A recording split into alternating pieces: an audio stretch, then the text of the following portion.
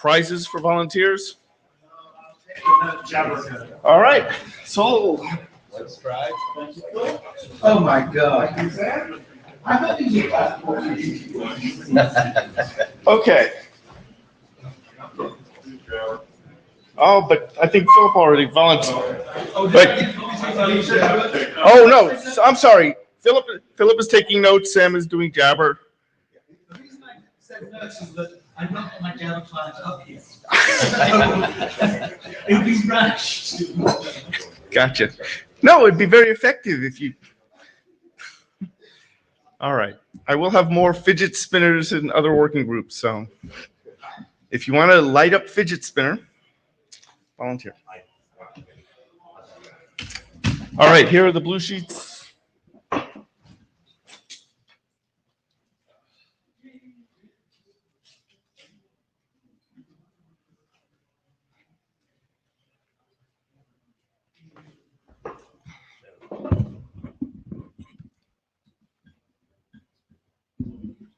So in case it's the first time you read the note well, read them well.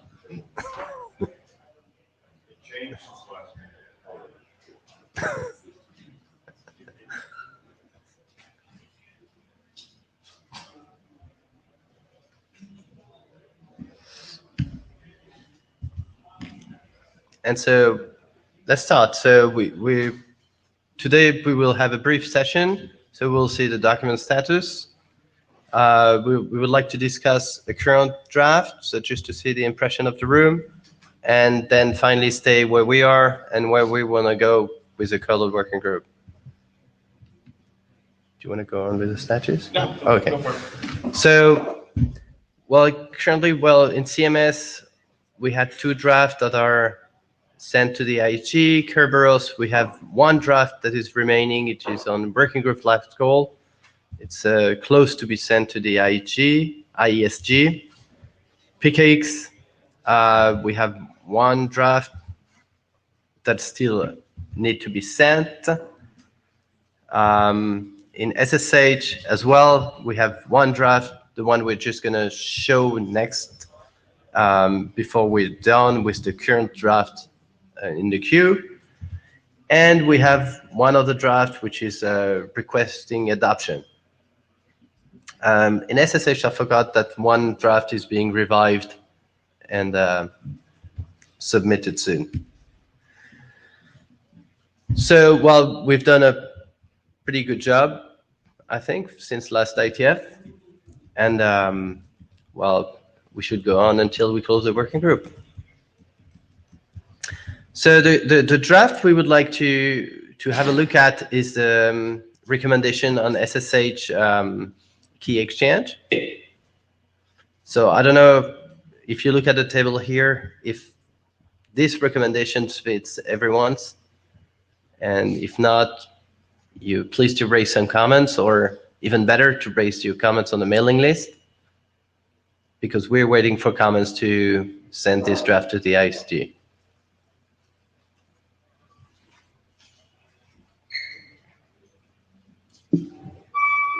Quỳnh Đen, I think the should minus for the Diffie-Hellman curve 256. I think until when we have the 25519 is widely used and deployed everywhere, then at that time we should be fine to make it the should minus. But right now, I think it should stay at a should. Okay, a should. So for the NIST 256. Yeah, it should be a should, not a should minus. Okay. Yeah, but in the future when 25519 is widely used, then it would be okay to move it down a little bit below should. But for now, should is good, not should minus. Okay, good. And I think Eric.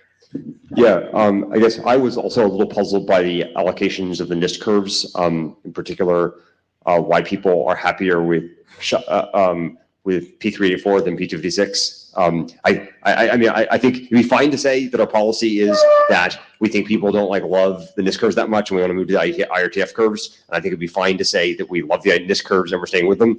But I'm unaware of any reason why you would favor P384 or P256. If that's basically some SSH community thing, then I guess that's fine. But it's not not justifiable, I think, on technical grounds at this moment. But again, I mean, I'm happy to defer to the consensus of the community if the consensus of the community is that's what they want to do. But I read the document. I didn't think it made any very strong arguments why that should be the case. So if it's the case that this is what the community loves, then then if that is true, which I have no idea if it's true, the document should say for idiosyncratic reasons the community loves this and therefore we're recommending it. Hi, sorry, I took my name tag off. I'm Deb Cooley from NSA. So both in this draft and his Diffie-Hellman draft, he references our CNSA guidance, which is why he should minusing P256, which I don't care about one way or the other. You make a should minus, not neither here nor there. In the Diffie-Hellman draft, he adds groups 15, 16, and 17. And here he only has groups 14 and 16. Which seems a little, I'm not sure. Yeah. Okay, good. Okay, good. And if he was going to add 15, I would say you would use SHA-384, which he also does not do in his Diffie-Hellman draft. In his Diffie-Hellman draft, he uses all of those groups, 15, 16, 17, with SHA-512. So I'm happy to see that he's got ECDH P384 here with SHA-384.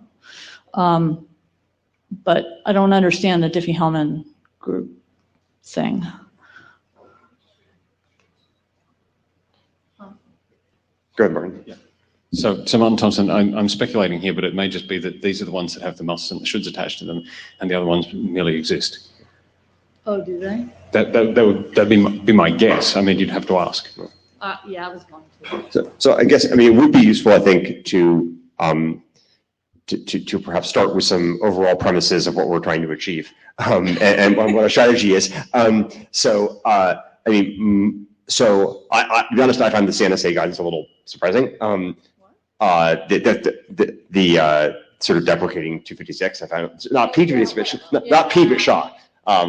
So so I mean, so we went back and forth from this in the mailing list, as people may recall, in that my understanding of the setting in which people are concerned about SHA-256 is collisions via Grover's algorithm, not used as a key derivation function, which, as far as I know, is fine, even with Grover's algorithm. In any case, I think, you know, to my knowledge, this sort of implementation and side channel and such properties of P256 and P384 and SHA-256 and SHA-384 are like roughly equivalent, and that the questions about quantum computers and so to that extent, I think it'd be good to sort of say, like, and I hate to shove this on Kernel, but you are kind of the curve people now. You know, it would be good if we sort of said, like, the IETF theory on, you know, QC is that a minimum elliptic curve size of blah and a minimum discrete finite field size of blah, and that's the basis on which we're making these sorts of musts. And then we could just like collapse that,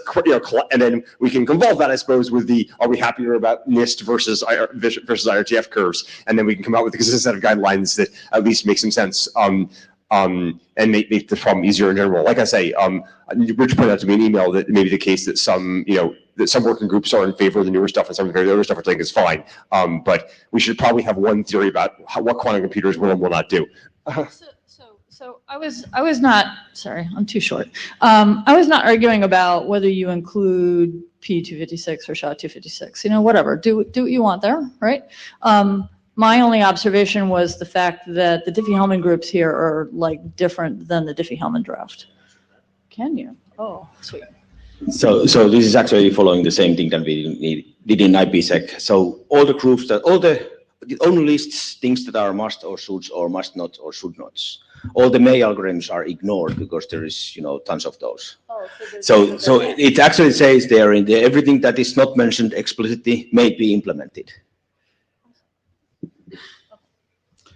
Just responding to Ekka's point, yes, Phil Baker. So I agree that we have to have a common common consensus on what to do for quantum crypto, but I think that that's something that we should kick to the IETF.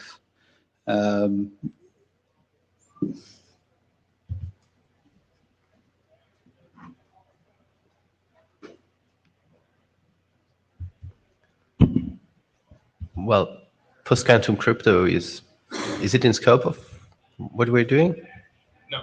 So that's definitely part of the IETF. No?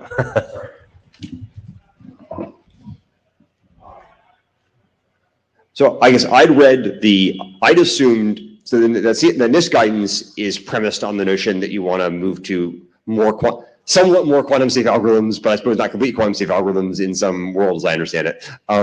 And that's the rationale for the higher sizes of the keys. Deb can correct me if I'm wrong with this. As I said, I mean when we did X2509, X448, I mean I think people generally felt like absent quantum computers, 256 bits was like plenty strong. But you meant us. I meant NSA, yes. You meant us. I meant NSA, yes. Sorry. Oh yes, I'm sorry. I apologize. I mean, I guess so.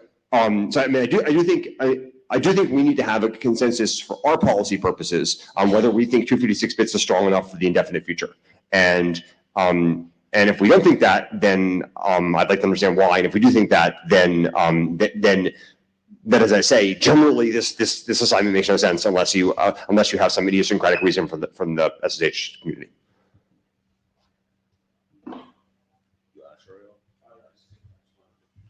So Martin Thompson, you said indefinite. Just for now, we'll do. Yeah, fair. Yeah, because we have strong suspicions that 256 won't work. Sorry, I mean what I mean to say is that we are currently designing protocols with 256 in other parts of the IETF, and not saying we plan to swap them out like anytime soon. And so if there's a theory to swap them out anytime soon, that would be like then we should know that, because like for instance, like I mean, this is especially relevant like for TLS, which is anticipatory. Timo, go ahead. Yeah, I have actually completely different topic or actually saying on here is one of the things I don't like about this list is that we actually go from must algorithm to must not, which is the group one SHA-1, which is in IPsec for the same settings we actually move from must to should not, just to keep because I mean it's implemented every single implementation out there. And to make those implementations to be, violating must not because they still continue implementing it and because it's a backward, it was the default setting. So I think it's actually a bad idea to go from must to must not.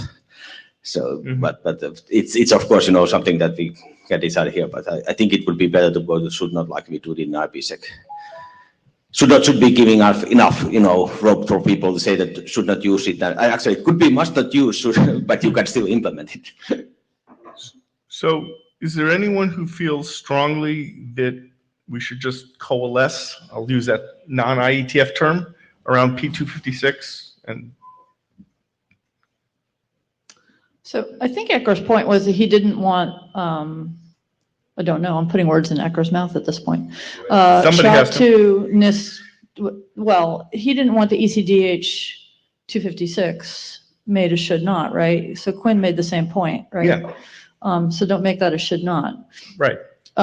Because from your point of view, it's not on the way out. It may be on the way out from our point of view, but it's not on the way out from your point of view.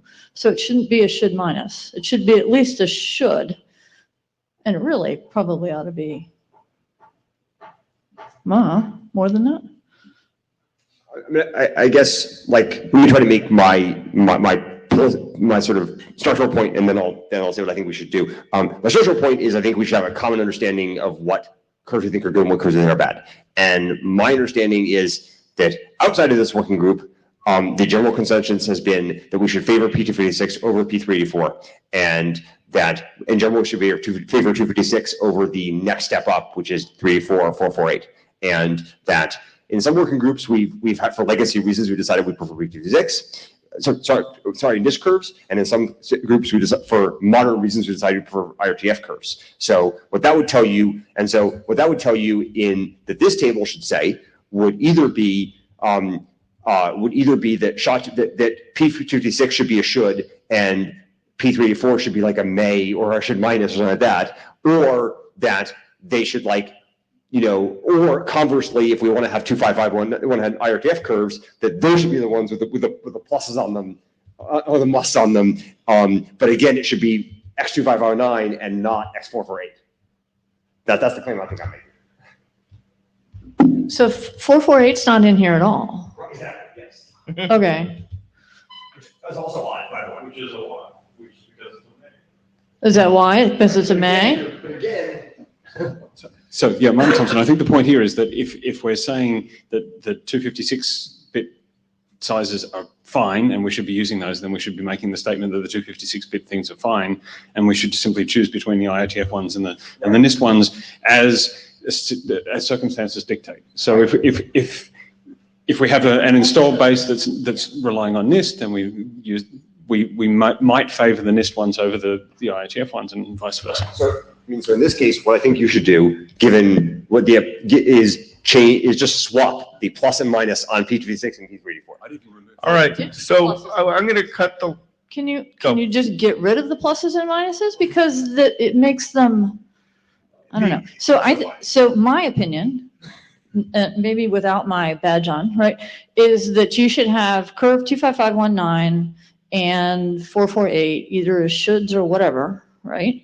And then you have the NIST curves, the 256 curve and 384 curve as shoulds, and just leave them like that without the pluses and minuses. Yeah, I think the intent, obviously the plus and minus, was to give finer level of detail. Well, it's to show which one's on the way out, right? It's to what's on the way out and what's on the way in, not more or less, right? Tira will tell us. We got to cut the line because we have actually a more important discussion, I think, as in like what we do next for the next 3 minutes. So you want to move ahead? Yeah. Let's take it to the list. I think we're basically all in agreement as to what the philosophy of what we want is. Let's just. All right. Yeah, the pluses, people are asking about pluses and minuses is really what is going to be, what we think is going to be happening. We currently has been guessing wrong all of the time in IPsec end. So it's actually was a nice idea in the beginning. I'm not sure if actually it's very useful anymore, because I mean we seem to be very bad at guessing. Okay, so we'll confirm that on the list, but yeah, we'll get rid of the pluses and minuses. We'll coalesce around 256, 448, 255.19. Okay, so that's the action item the chairs have. Confirm on the list that that's the direction. We'll get rid of the trying to guess the future. In the 3 minutes we have left. Next slide. Okay. Do you want to go? Please. So now the question is, where are we regarding the charters? So I built up a table just to figure out, well, we had many objectives. One was to introduce the new curves, SHA and ES, where it was not already done. And the other thing is, well, to update and deprecate some of the algorithms. So in SSH, well, up to what I know, I don't think SHA or AES CCM, or was it GCM? Well, one of those is probably missing. So I don't know if there are any people willing to fill these gaps. For the other, well, XML, JSON, which was mentioned in the charter, they were not so much active in this working group. So should we run after them or not? Or are there any people that think it's important to have those work done, or is this work done elsewhere? So wouldn't, for Kerberos, if you were interested in doing Cha-Cha or AES, wouldn't you do that in Kitten? Maybe. Because Kitten's an active working group? Ish. I mean, as active as Kitten ever is. Right. So the Kerberos RC4 die came here by the Kitten chair. So. Oh, really? Yeah. Kitten should probably just be run over and closed. So I think. Drowned. So correct me if I'm wrong. So I think the AES ink type is, one of the ink types has been approved in Kitten, so the draft should follow from that. I don't know. I'm not a Kerberos person, so I don't understand this whole ink type thing. Yeah, I haven't done deep search on what is going on in Keaton as well. So Martin Thompson, I had a point on the Jose line. We have some interest in updating web crypto for ED25519 and X25519. So we want to do the ECDHES stuff for that. You don't have a box for 25519 on the Jose side of things, but I need to talk to Matt Miller about that, but he might be doing some work there. I didn't get where it is missing. You did not mention, and I don't think anyone has mentioned in the past, adding X25519 and 448 to the Jose algorithms, but there's no reason why you wouldn't be able to do that. Do you mean explicitly the key exchange part or the signature part? The key exchange part. So Jose has this ECDHES thing that some people are ragging on, but it's still a thing, right? Yeah. Well, okay. And when you meant, also clarifying, when you said web crypto, did you mean like the web crypto, like Jose, or did you mean like the old W3C web crypto? So the W3C web crypto is, it actually kind of goes hand in hand, and you want to make sure you synchronize identifiers and usages and things like that, because you need to have the Jose parts to do the web crypto parts properly, and so on and so forth. Sure. But there's at least, we've discussed it this week, doing that, and so if the working group's going to remain alive, this is a great venue for doing that sort of work. So just giving you the heads up. Thanks. Okay, so just to clarify, it is not being done in Jose or Cibor, and it would be good if we do it here. Is that your, Where is Jim Shad?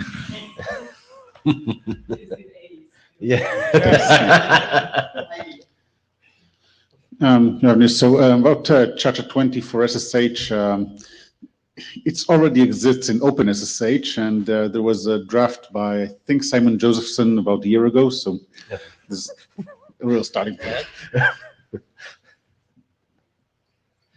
Yeah, so anyone willing to continue that draft?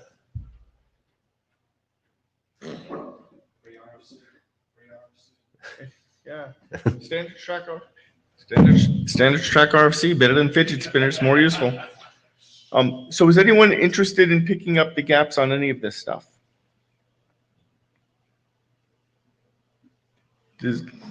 Okay.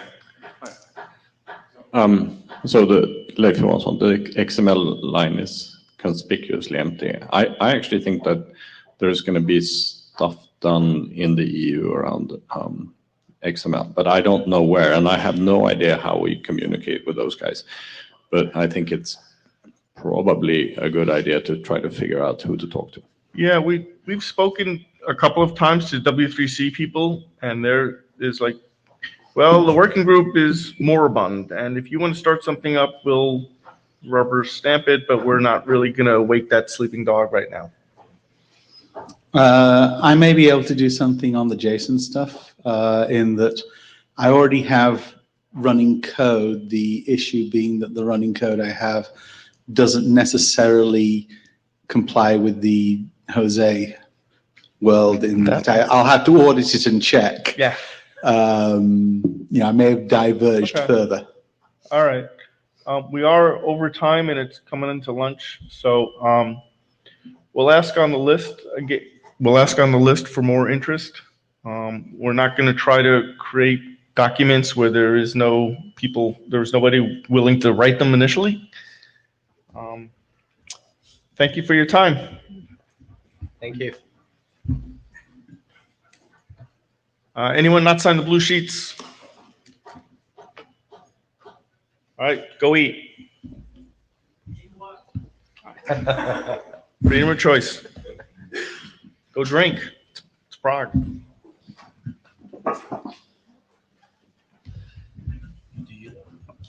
you know we should contact? Yeah. Wendy Seltzer would be the person to start with. And But I don't think WWDC has enough. I mean, the driver for anything Stephen, Shane, come here. XML, XML6, Oh, okay. the EI does. Mm. Those are people who are going to deploy that stuff, right?